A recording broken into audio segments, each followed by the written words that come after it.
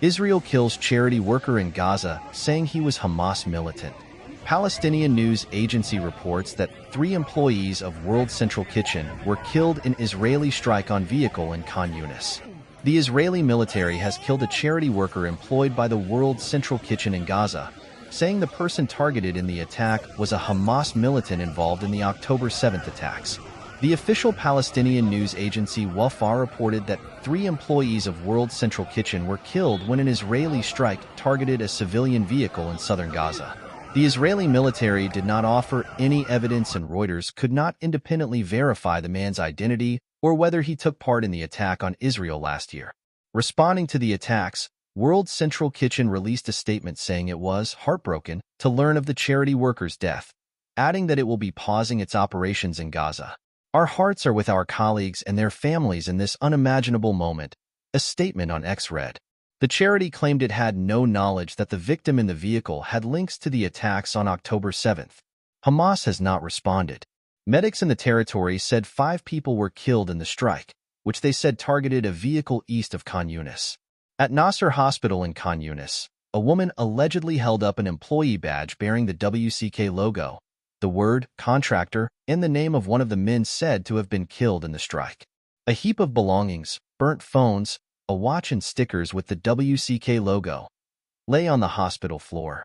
In a later attack in Khan Yunis, medics said at least 9 Palestinians were killed when an Israeli airstrike hit a car near a crowd receiving flour. They said it was a vehicle used by security personnel tasked with overseeing aid deliveries into Gaza. An Israeli strike in April on a WCK convoy killed 7 of its workers, most of them foreigners. The Israeli military said that was a mistake.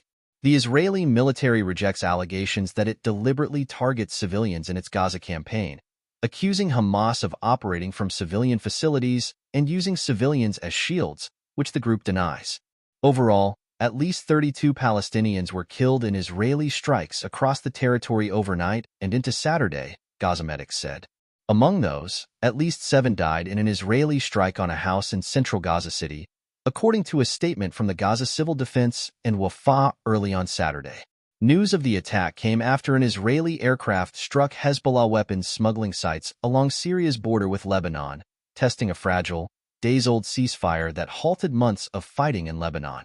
Israel said it hit sites used to smuggle weapons from Syria to Lebanon after the ceasefire took effect, which the military said was a violation of its terms. There was no immediate comment from Syrian authorities or activists monitoring the conflict in that country. Hezbollah also did not immediately comment.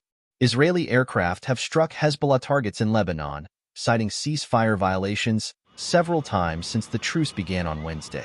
The ceasefire between Israel and Hezbollah does not address the war in Gaza, where fighting rages on.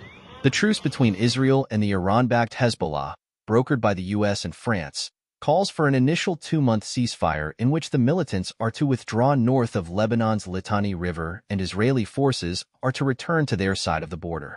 The repeated bursts of violence, with no reports of serious casualties, reflected the uneasy nature of the ceasefire that has otherwise appeared to hold.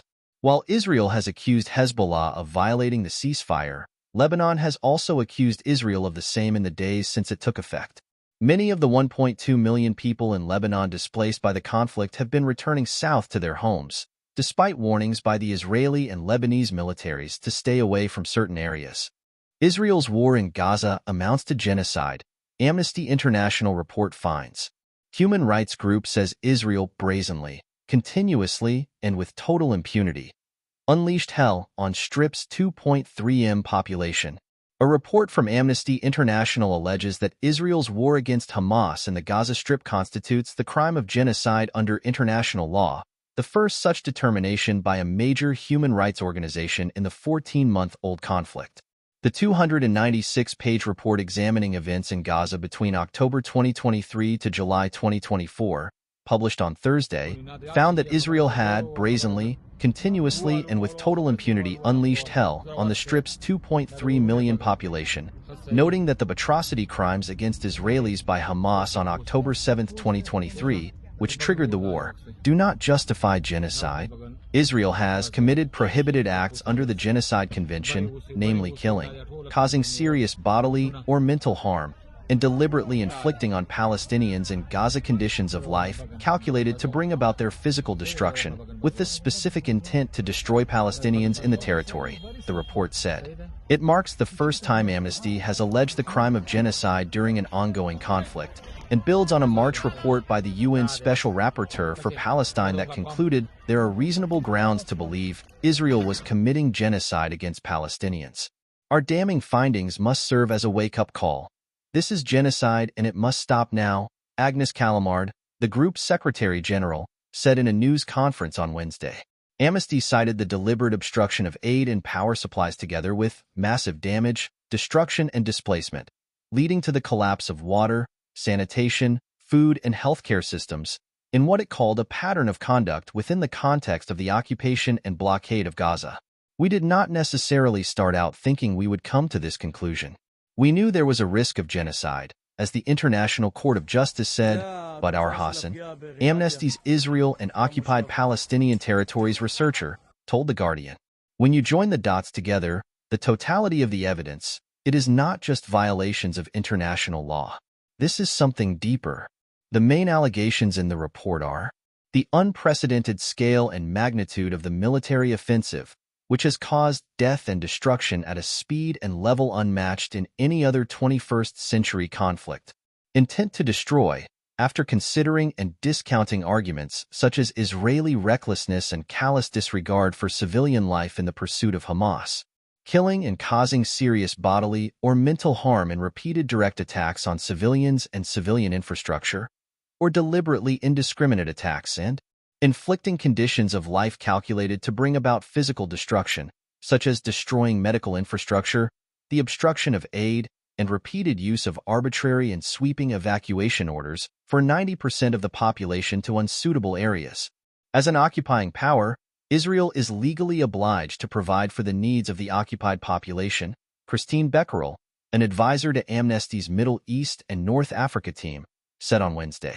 She described Israel's May offensive on Rafah, until then the last place of relative safety in the Strip, as a major turning point when it came to establishing intent. Israel had made Rafah the main aid point, and it knew civilians would go there. The ICJ ordered them to stop and they went ahead anyway, she said. Rafah was key.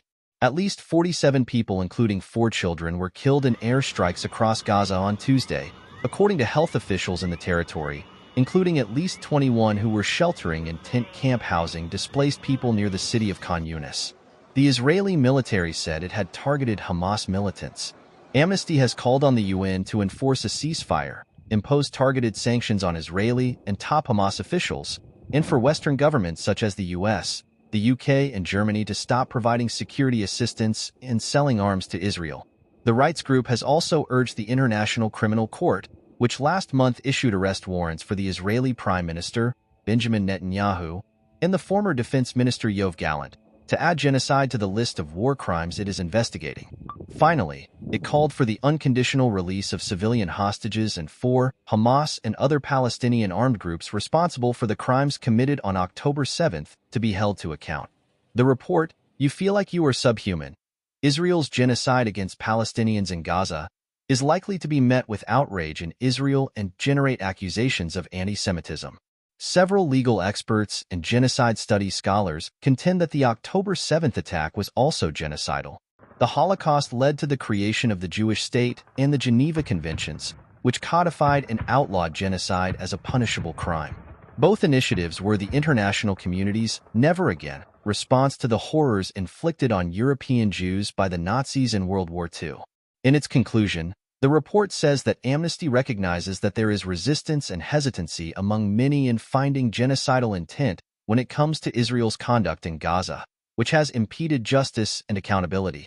Amnesty International concedes that identifying genocide in armed conflict is complex and challenging because of the multiple objectives that may exist simultaneously. Nonetheless, it is critical to recognize genocide and to insist that war can never excuse it, it states. Amnesty said the report was based on fieldwork, interviews with 212 people, including victims, witnesses, and healthcare workers in Gaza, analysis of extensive visual and digital evidence, and more than 100 statements from Israeli government and military actors it said amounted to dehumanizing discourse. It also used video and photo evidence of soldiers committing or celebrating war crimes. Israel's acts in Gaza were examined in their totality, taking into account their recurrence and simultaneous occurrence, and both their immediate impact and their cumulative and mutually reinforcing consequences, it said. Findings were shared extensively on multiple occasions with Israeli authorities, the group added, but were not met with responses. Thursday's publication builds on the London-based rights group's previous bold positions on Israel's occupation of the Palestinian territories. In 2022, Amnesty joined Human Rights Watch and the respected Israeli NGO B'Tselem in issuing a major report accusing Israel of apartheid.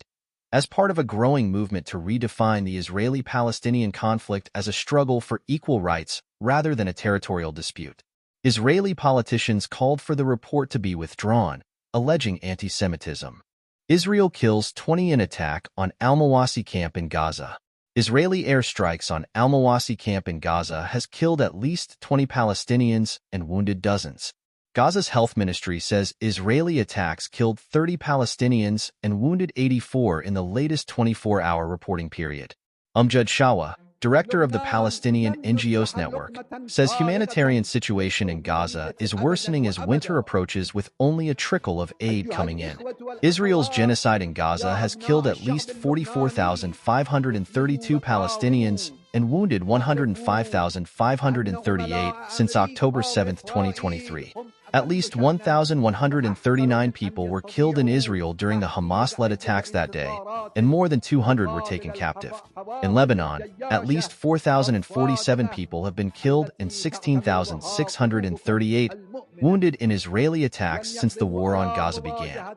At least 44,532 people killed and 105,538 wounded in Israeli attacks on Gaza since October 7, 2023. More than 100 patients inside the besieged Kamal Adwan hospital in the north of the enclave are at risk of death. The Israeli army claims it targeted senior Hamas members in its attack on the al-Mawasi camp in southern Gaza, where at least 20 Palestinians were killed. The Prisoners' Affairs Commission, PAC, and the Palestine Prisoners Society, PPS, have reported that a Palestinian detainee has died in Israeli detention. Israeli forces severely beat an elderly man on his land in the occupied West Bank town of Akraba in the Nablus Governorate. Qatar's PM says the incoming U.S. administration wants a Gaza ceasefire deal secured now, today even. UNRWA says Israel has increased a disinformation campaign against the agency through a series of billboard advertisements. Israeli army claims that the 6 captives found in Khan Yunis in August could have been killed by Hamas, but refused to rule out that an Israeli air strike killed them. The Israeli military is not acting humanely or doing Palestinians a favor when it threatens them with death by bombing if they do not leave their homes and makeshift shelters. It is not driving exhausted, starving people constantly from one place to another under threat of death and maiming, using difficult-to-decipher guidance, out of humanitarian concern. It is doing so to ensure nowhere in Gaza is safe for Palestinians. It is trying to kill 2 birds with 1 stone, creating the illusion of adherence to humanitarian law while laying the groundwork for illegally expanding Israeli territory. Israel's growth forecast cut amid wars and conflicts. The Times of Israel is reporting that the country's wars on Gaza and Lebanon, as well as the conflict with Iran, are expected to continue to take a toll on the country's economy and finances. According to the Organization for Economic Cooperation and Development, OECD, the evolving conflicts in the Middle East since October 2023 will continue to shape economic activity, the OECD said in its Economic Outlook report. After a fast recovery from the slump in the aftermath of October 7, 2023, private consumption has grown sluggishly, with consumer confidence remaining weak in October 2024. The Palestinian Foreign Ministry has condemned what it called brutal attacks by terrorist settler militias on 2 towns near Nablus in the occupied West Bank. The violent Israeli settlers set fire to property and vehicles in the towns amid intensifying daily assaults on Palestinians. The settlers have been emboldened to commit these crimes in the occupied territory by the glaring and unjustifiable failure of the global community to stop the Israeli killings, the ministry said. Reuters news agency is reporting that the incoming U.S. Middle East envoy met Qatari and Israeli PMs to push for a ceasefire and captives deal. A source briefed on the talks told Reuters that Steve Witkoff traveled to Qatar and Israel in late November to push for a deal before Trump's inauguration on January 20th. The meetings signal that Qatar has resumed its role as a key mediator after suspending it last month. The source added that Hamas negotiators would likely return to Doha soon to facilitate a new round of talks. Jordan's king. Failure to stop war will exacerbate regional conflict. Failure to stop Israel's war on Gaza will exacerbate the conflict and the cycle of violence in the region, according to Jordan's King Abdullah. He added that immediate action must be taken to pressure Israel to allow sufficient aid into the besieged enclave where more than 44,500 Palestinians have been killed since October last year. 6-year-old Nasser Tanatra is scared of the rock-strewn hilltop where he used to play and pick flowers near his family home. The boisterous child, the youngest of 7 siblings, used to dash to the top of Jabal al-Raz